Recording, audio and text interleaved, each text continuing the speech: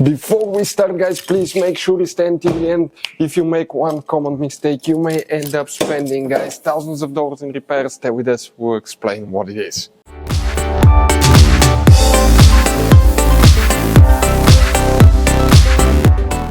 Hey guys, welcome back to Auto Repair. Guys, super helpful video to any of you trying to find a radiator fan, also known as cooling fan, fuses and relays on Mercedes C-Class generation W204. Please guys, do not buy a new radiator fan. Do not spend money on diagnostics and parts until you watch that video, because it could be simple fix. You have hidden fuses that most people do not know they exist.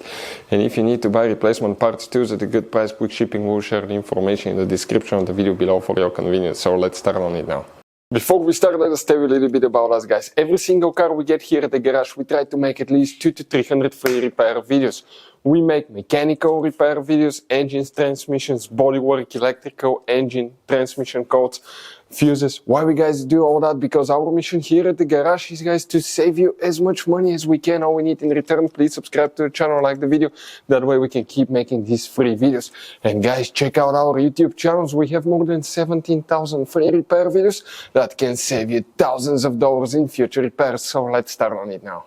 So guys, for the radiator fan, cooling fan, we'll be working in two different fuse boxes. What we need to check, we need to first open the hood. We will, guys, recommend to check out the video on our YouTube channel about fuse box location on Mercedes W204, because you have hidden fuse boxes that most people do not know they exist, and that video can save you thousands of dollars in repairs. So if we come right here, the first fuse box, it's super easy.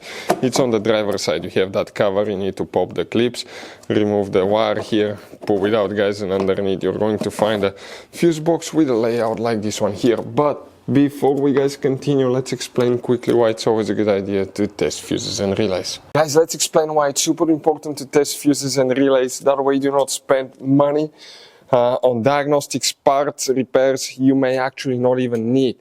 So guys, you have different kinds of fuses and relays. We're talking about the maxi fuses, standard fuses right here. You have, watch how many different kinds of relays as well. Now, these fuses, sometimes you can clearly see if a fuse is burnt or not by looking at the element. But sometimes it's really sneaky. They can burn here on the side. It's hard to see. Some fuses will not be visible as well. And we had people that will spend thousands of dollars in repairs, replacing modules, even engine computers, when all they had to do, they assumed they had a good fuse. They pulled it out, they saw it, and they assumed it was good. But guys, you can easily test these fuses, and on some of these, most of them, they have even the terminals on top that allows you to check them with a voltmeter and find out if it's good or bad. You see, that's a good fuse. If it's blown, okay, like this one here, it's blown, nothing. Check this thing out, no connection. One next to it, okay. Right here, let me get good contact point. That's a good fuse, guys. You can see you can test them. Now, relays are harder to test, but with the voltmeter, fuses are super easy to test. All we have to do is set it on that setting and practically your home resistance setting, and you can find, guys, okay, if it works or not. For instance, that one was the good fuse. You can see it's going to go down to 0 ohms resistance, or you can go ahead, remove it and test it the same way, guys. It should have 0 ohm resistance. Now, relays, guys, are a little bit more complicated, but it's doable. It will take you a minute or two to find out how to do that. Now, we'll put, guys, links to a video that will explain how to test relays, how to test fuses, which battery terminal you need to reconnect and disconnect first if you're doing repairs, because that can cause modules to burn as well, and that can cost you thousands of dollars in repair. Check out the videos, they will be in the description of the video below. So let's start on it now. So guys, let's explain what we have here specifically, guys. Okay, for the radiator fan, we need to check one fuse at first. In that fuse box, then we need to go to a different one. And the fuse numbers will be next to the fuses, usually on the left or the right side. But the first fuse that we need to check is fuse number 22, right here. Then things get interesting, guys. You have hidden fuse boxes. Let us show you here. You see that module here, that module, okay, is a pre-fuse box. Most people just think it's a jump starter terminal, right? If you remove it, you can open that thing and you have hidden fuses, guys. Inside is where the magic happens in that thing, guys. We're talking now, okay, you're going to have, okay, 3 different kinds of fuses here. And let me show you now what we have. If you have up to 2010 model here, guys, you're going to have, okay, you're going to have fuse 91 right here. That fuse that you will need to check, fuse 91. If you guys have 2010 and up, we're going to be checking one fuse that specifically, guys, known as 151. So 151 will be that fuse here. On the one without the eco start stop.